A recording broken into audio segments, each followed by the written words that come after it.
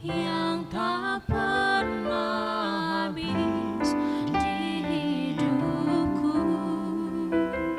Ku berjuang sampai akhirnya kau dapati aku tetap setia.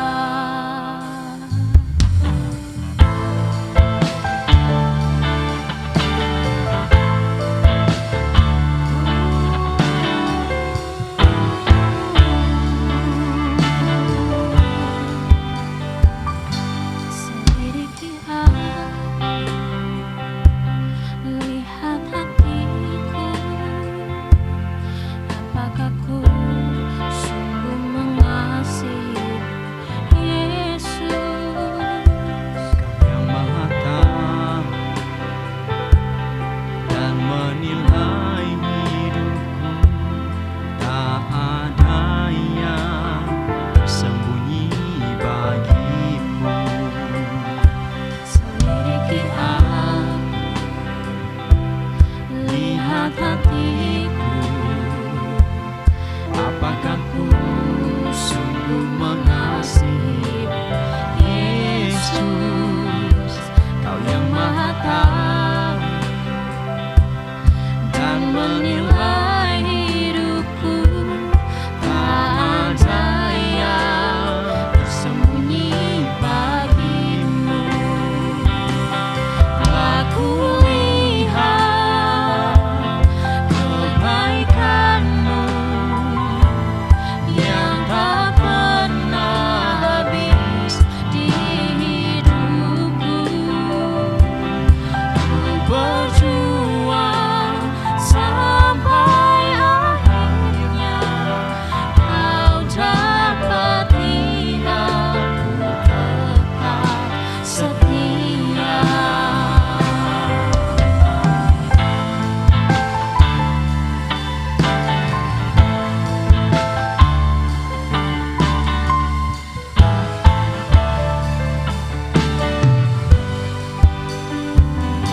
Selidiki aku, lihat hatiku, apakah ku sungguh mengasihi Yesus? Semua tahu dan menilai hidupku, tak ada yang tersembunyi bagimu. Aku lihat kebaikan-Mu yang tak pernah habis di hidupku. Ku berjuang sampai akhirnya kau dapati aku tetap setia. Aku lihat kebaikan-Mu yang tak pernah habis di hidupku. Ku berjuang sampai akhirnya kau dapati aku tetap setia. Kau dapati aku tetap setia. Kau dapati aku tetap setia.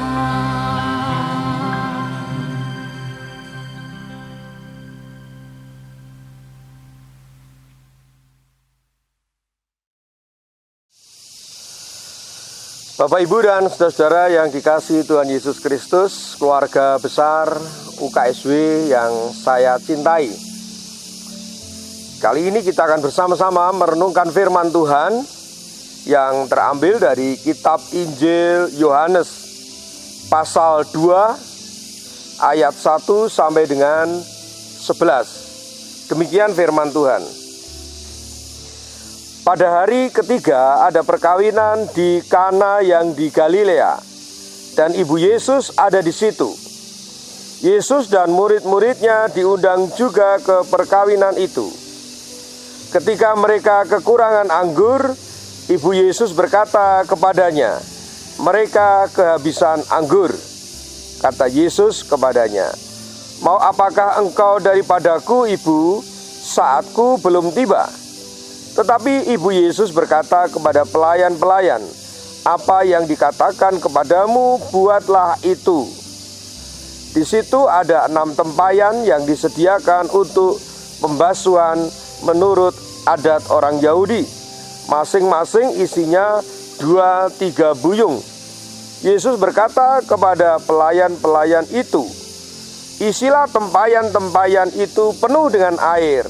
Dan mereka pun mengisinya sampai penuh. Lalu kata Yesus kepada mereka, "Sekarang cedoklah dan bawalah kepada pemimpin pesta." Lalu mereka pun membawanya. Setelah pemimpin pesta itu mengecap air yang telah menjadi anggur itu, dan ia tidak tahu dari mana datangnya, tetapi pelayan-pelayan yang mencedok air itu mengetahuinya.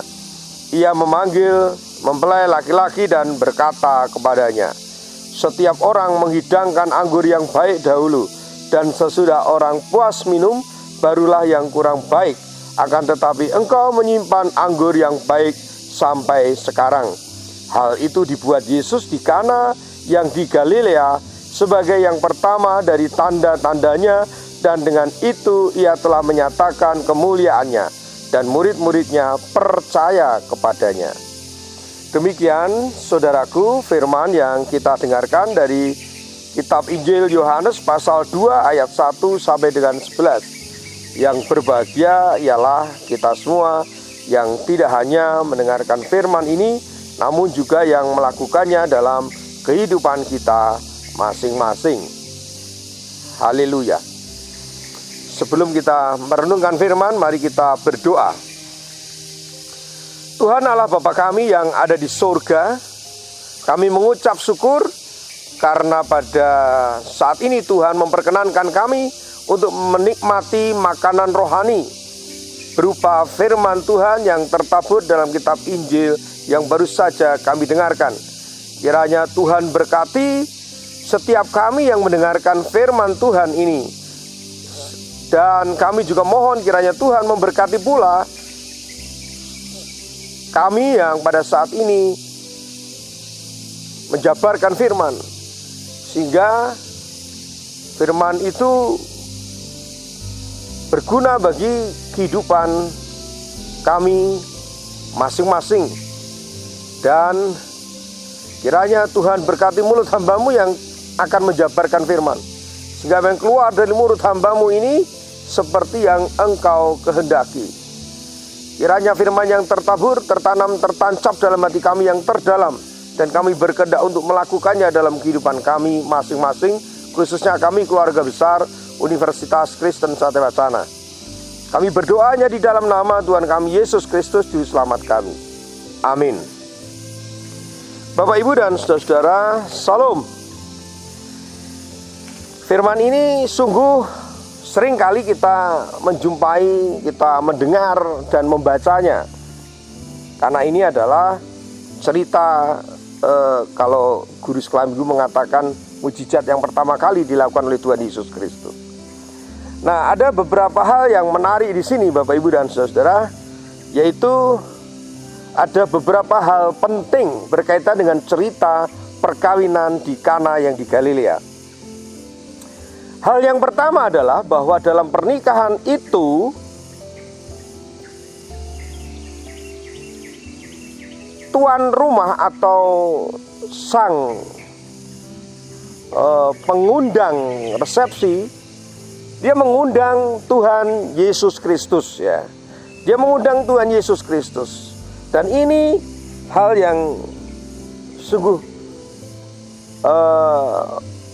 mereka pantas bersyukur dengan undangan kepada Tuhan Yesus Kristus. Sebab kita semua tidak bisa bayangkan seandainya Tuhan Yesus tidak hadir atau tidak diundang dalam pesta perkawinan di Kana itu. Nah, mengapa? Karena ketika terjadi sesuatu yang memalukan mestinya, seandainya tidak dikerjakan oleh Tuhan Yesus, maka pernikahan itu akan tidak hanya gagal, tetapi pernikahan itu sungguh amat memalukan.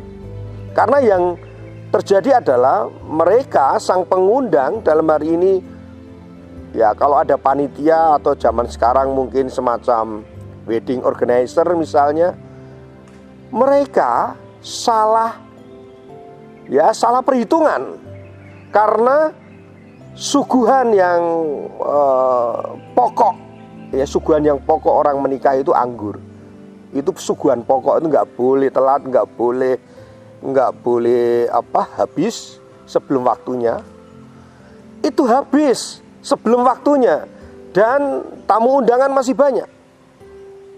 Nah, ini sungguh kabar yang tidak mengenakan. Tetapi untungnya, nah ini, kalau orang Kristen bilang puji Tuhan, syukur dalam hal ini, Tuhan Yesus diundang. Nah, sehingga permasalahan itu menjadi teratasi. Hal yang pertama yaitu mengundang Yesus. Hal yang kedua,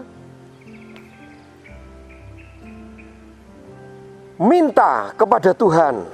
Nah, peristiwa itu pun juga tidak akan pernah terjadi jika sesudah mengundang Tuhan Yesus, sang ibu Yesus itu tidak minta tolong kepada anaknya, yaitu Tuhan Yesus Kristus. Ibunda Yesus meminta kepada Tuhan Yesus untuk melakukan sesuatu. Lakukanlah sesuatu, nak. Kasihan sang pengundang.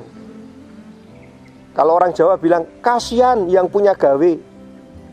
Maka lakukan sesuatu. Aku percaya engkau mau melakukan sesuatu yang terbaik. Nah, Bapak Ibu dan saya yang kasih Tuhan, lalu Tuhan Yesus menjawab pada ayat yang keempat. Kata Yesus kepadanya, mau apakah engkau daripadaku, ibu, saatku belum tiba.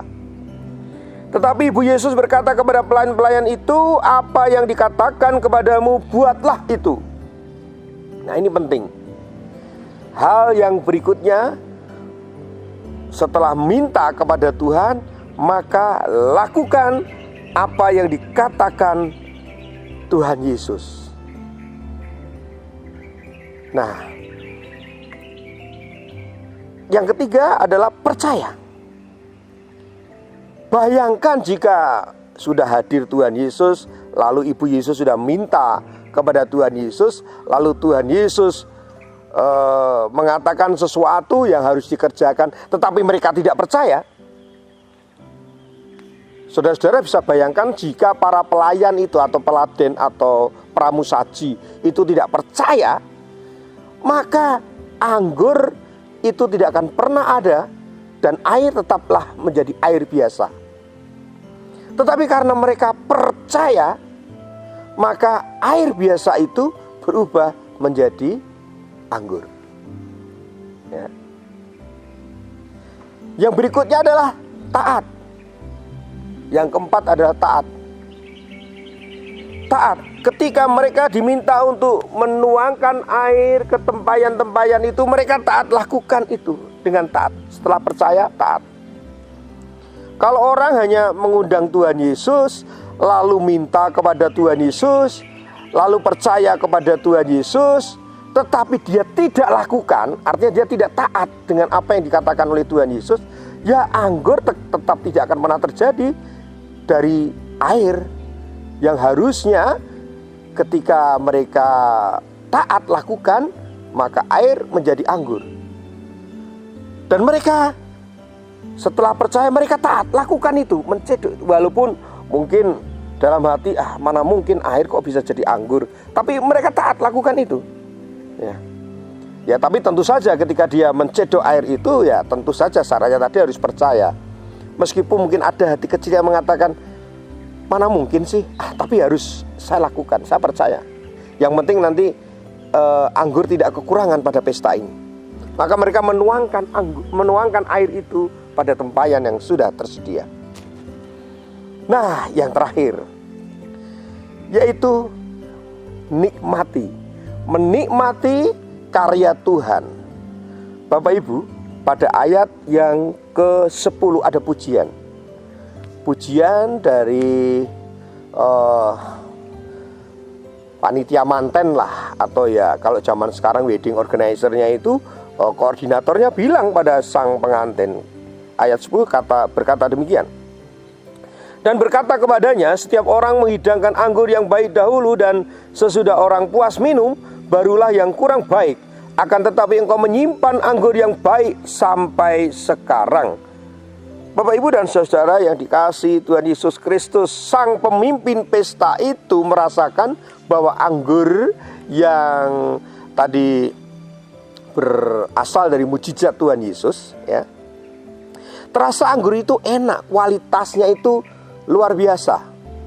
Jadi mulai mereka meminum sampai tetes terakhir itu rasanya enak.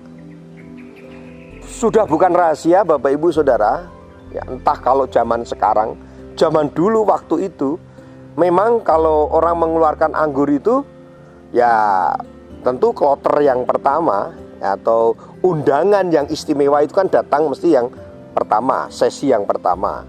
Mesti masakannya masih komplit dan enak-enak gitu kan, termasuk anggurnya. Nanti kalau sudah kloter 2, kloter 3, anggurnya itu kualitasnya menurun, dan itu sudah biasa. Tetapi sang tuan rumah ini tidak melakukan seperti itu. Dan pemimpin pesta katakan, anggur yang kau simpan itu, yang berasal dari Tuhan Yesus tadi, itu sungguh luar biasa enaknya. Dari mulai tetes pertama sampai tetes terakhir itu sungguh enak. Jadi dalam hal ini Bapak, Ibu, dan saudara, anggur itu berkualitas. Nah, dari cerita ini Bapak, Ibu, dan saudara, ini memang cerita yang sesungguhnya yang ada di Kana di Galilea. Dan tempat itu pun masih dilestarikan, ya, meskipun perdebatannya apakah di posisinya ada di sana. Tetapi bagi para peziarah, ya, di kota Kana yang di Galilea, di sana memang ada banyak cerita tentang hal tersebut. Nah, terlepas dari itu Bapak, Ibu, dan saudara, berarti ada beberapa hal penting. Saya mencatat ada 5 hal penting di sini. Yang pertama tadi, kalau kita ada dalam situasi dan kondisi sedang bergumul, ada dalam suatu kondisi dan situasi kita sedang menghadapi sesuatu, maka hal yang pertama yang harus dilakukan adalah undang Tuhan Yesus. Kita bisa mengundang siapapun, mengundang untuk hadir, mengundang untuk berdiskusi dengan kita, mengundang untuk bagaimana mereka bisa bercampur tangan dengan pergumulan kita. Tetapi jangan lupa yang pertama undangan itu adalah Tuhan Yesus. Dia adalah undangan VVIP. Tuhan Yesus adalah undangan yang pertama dan utama,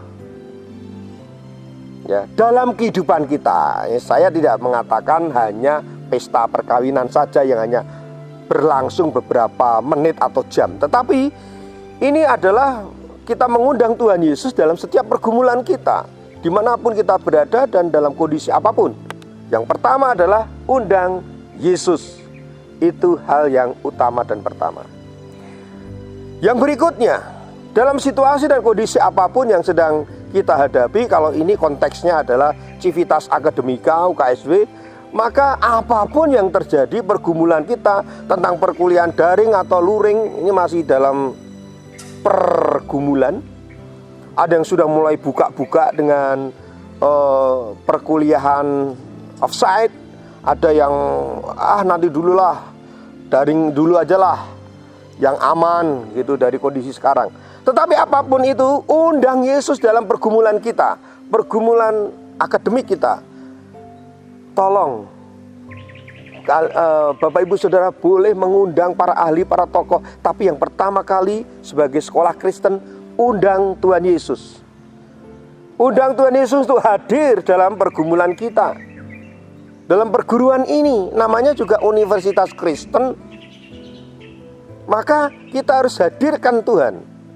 Bagaimana caranya menghadirkan Tuhan? Ya tetap dalam persekutuan di dalam Tuhan. dengan banyak berdoa dan memohon pertolongan Tuhan, campur tangan Tuhan. Dalam situasi dan kondisi yang seperti ini, Bapak, Ibu, dan saudara-saudara, hanya Tuhan yang menjadi harapan dan sandaran kita. Hadirkan Tuhan dalam setiap pergumulan kita, dalam setiap diskusi kita, dalam setiap hal yang ada di kampus ini. Yang kedua, setelah kita mengundang Yesus, maka minta hanya kepada Tuhan. Kita boleh minta kepada apapun ya, orang-orang yang memang ahli dalam hal tertentu. Tetapi satu lagi yang penting setelah mengundang Yesus, minta hanya pada Yesus. Jangan sampai kita yang kaum intelektual ini minta kepada hal-hal lain yang di luar nalar, apalagi di luar Kristus. Yang ketiga, setelah kita mengundang Yesus, kita minta kepada Yesus, maka kita harus percaya. Sangat memprihatinkan kalau sekolah Kristen itu tidak percaya sama Tuhan. Percayanya pada omongan-omongan, pada ramalan-ramalan. Percaya hanya kepada Tuhan Yesus. Hal yang berikutnya, setelah kita mengundang Tuhan Yesus, kita minta kepada Tuhan Yesus, lalu kita percaya, maka kita harus taat.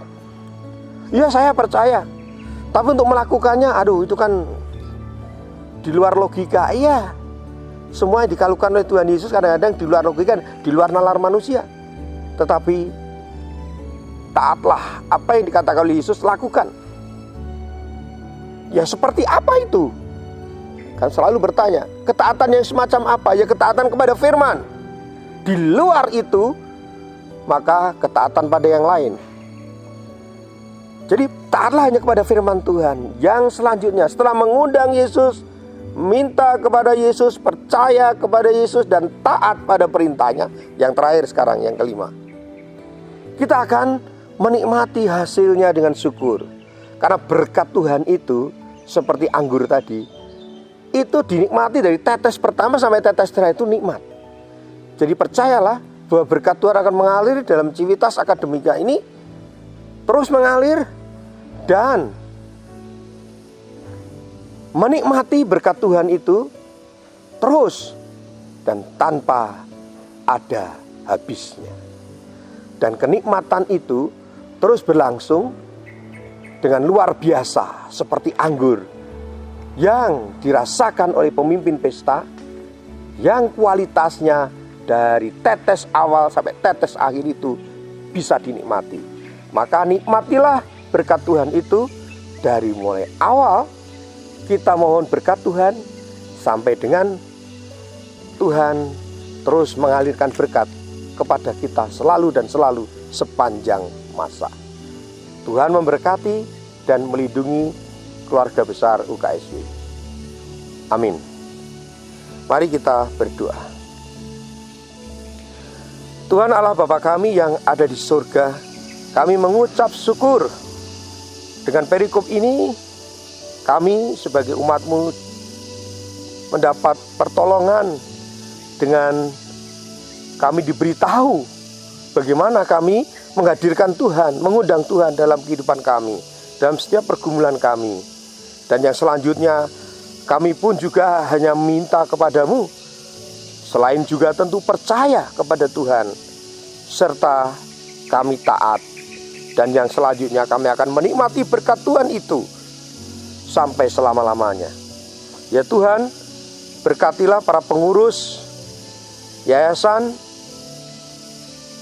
dan juga staf pengajar, pemimpin universitas ini, dari mulai rektor, pembantu rektor, dekan, dan selanjutnya sampai dengan para pekerja, staf yang bahu-membahu untuk membangun Universitas Kristen Satewacana ini. Kiranya Tuhan tolong sehingga apapun yang terjadi, yang sedang berlangsung, pergumulan yang sedang dihadapi oleh semua orang di belahan dunia ini, termasuk di UKSW, hanya dengan bersandar kepada Tuhan, maka Tuhan akan menolong kami, keluarga besar UKSW. Yang selanjutnya Tuhan, kami juga tetap mengharapkan dan hanya berharap kepada Tuhan Yesus saja untuk keberlangsungan belajar dan mengajar di universitas ini. Kami menyerahkan hidup dan kehidupan kami selanjutnya ke dalam tangan-Mu. Hanya di dalam nama Tuhan kami Yesus Kristus kami berdoa. Amin.